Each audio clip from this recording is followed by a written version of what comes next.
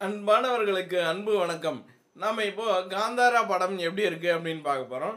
இந்த படத்தோட கதை என்ன அப்படின்னு பார்த்தீங்கன்னா, ஈஸ்வர காடுகள், ஈஸ்வர வனம் அப்படின்ற ஒரு காட்டுக்குள்ள வளங்கள் நிறைஞ்சிருக்கிறத பார்த்த ஒரு அரசர் வந்து அந்த காட்டை ஆக்கிரமிக்கிறதுக்கு பார்க்குறாரு.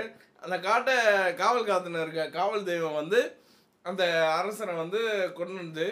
அப்புறம் கொஞ்ச நாள் போகுது.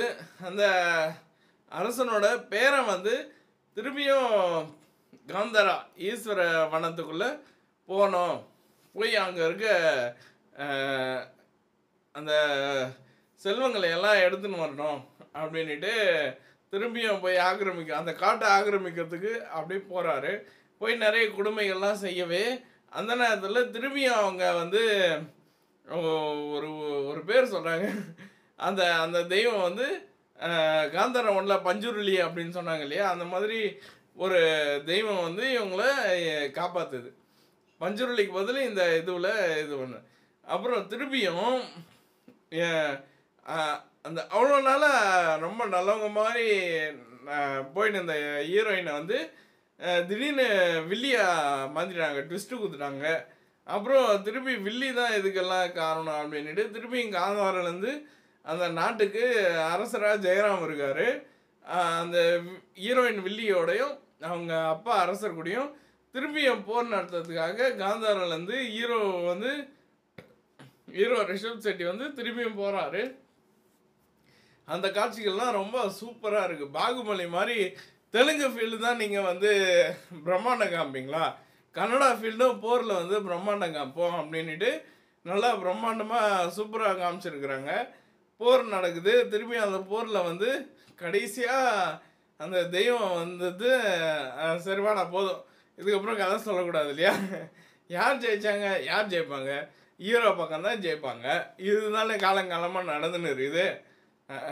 அப்புறம் ஆச்சுங்களா, இதுதான் கதை.